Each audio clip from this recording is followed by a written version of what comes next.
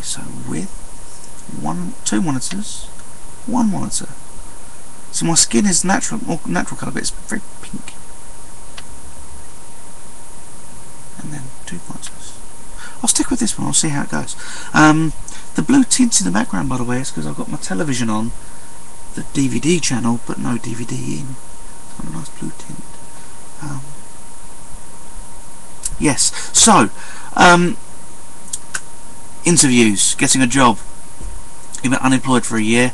I was out of work for a year. I desperately wanted to get back to work the entire time I was off work. I was unable to work because I was ill, unfit.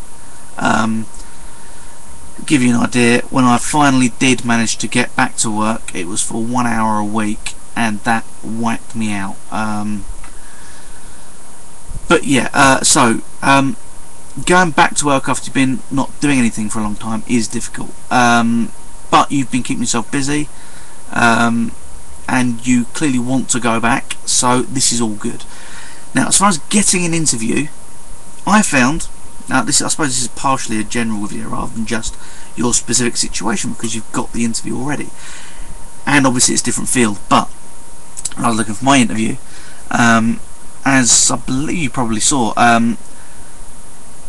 there were 2 rounds of looking for interviews, because I lost the first job and had to go for a second one. Between the last 2 jobs I've had, the first one I sent out, I believe it was 30 letters of application, just randomly, because I was looking for jobs in schools, working as a one-to-one with children with special needs.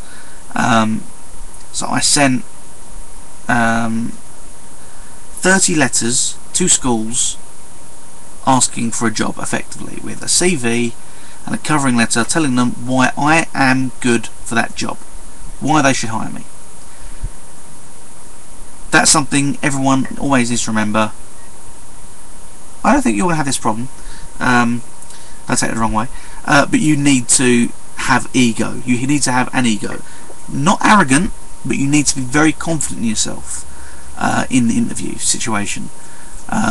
When you say something, you need to be sure of it. You don't say "I think."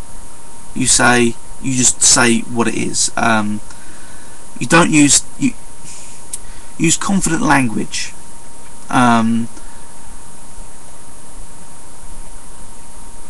You need to.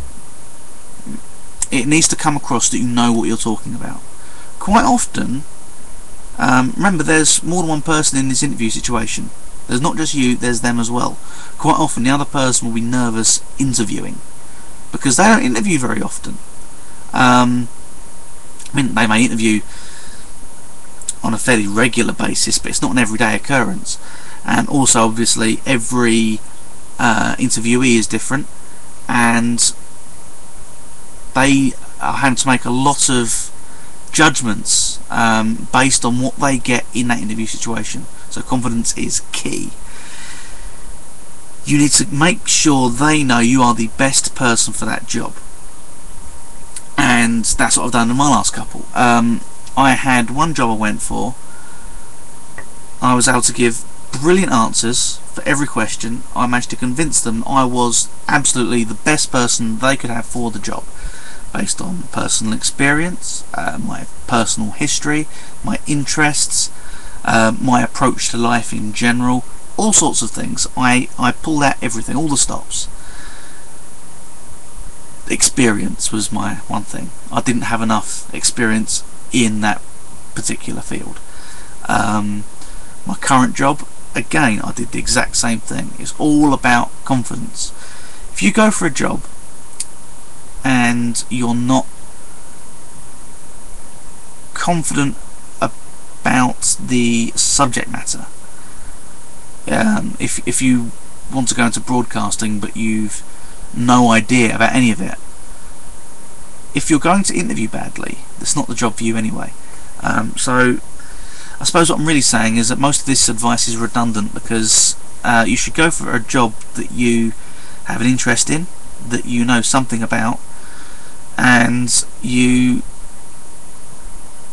are passionate about and can be confident speaking about. if you do these things, not only will you do well in an interview situation, you'll also do better in the job, and you will enjoy the job. I've enjoyed the last 2 jobs I've had, both fixed term contracts, so this one could end at any time, but I'm confident that when this one ends, or possibly before it ends, due to things, I'll be able to get another one. And obviously my field I work in, education, there's jobs available all the time. Depends on where you want to go, what you want to do, but I know that I'm going to be set as far as, I'm fairly sure that I'm going to be set as far as getting a job is concerned. But obviously with what you're doing, it's probably more specific what you're looking at. My personal plan, what I'm currently doing is working as a one-to-one with a child with special needs. I won't go into specific details, but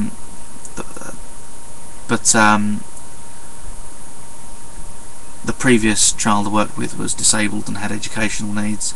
This child has behavioural needs.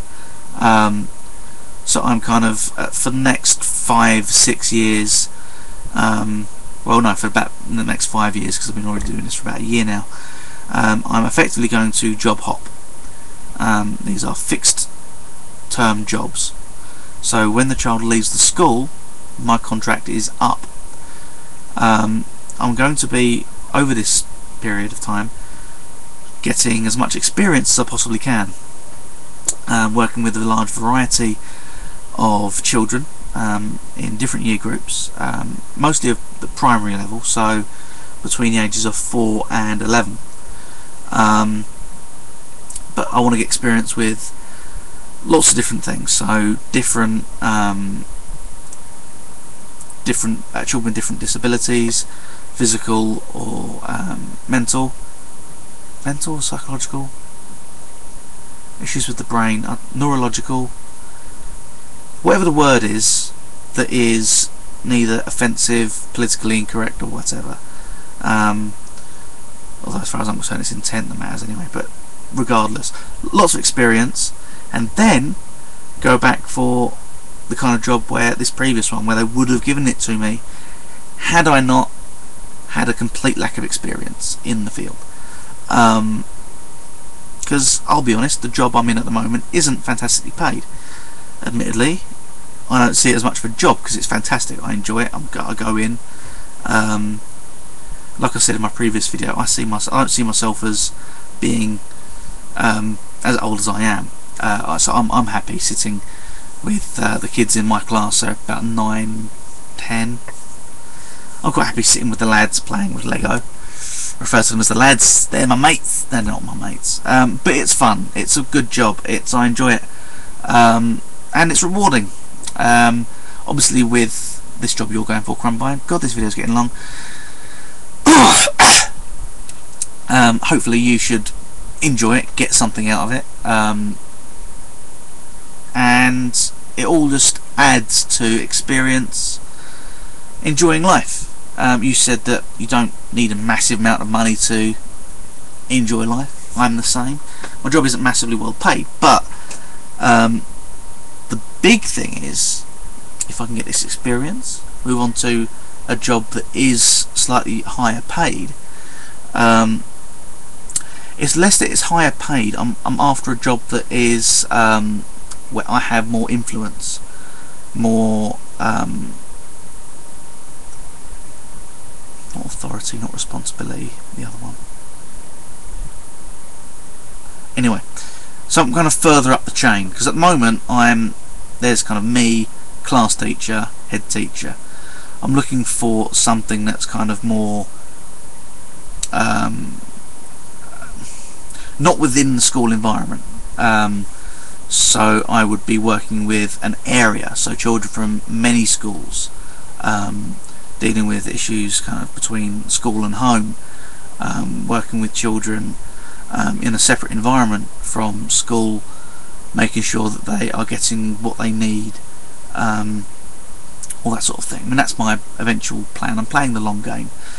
And with this extra money, what will I do? Well, I'll buy a better computer, because this one's getting a bit old now. So it's 2011, 2008 I had the accident, 2007 I made the thing. So it's getting on 4 or 5 years old now. So yeah, hopefully this video isn't going to be too long. I don't want to get cut off again, because before I've had a video cut off when it was this long.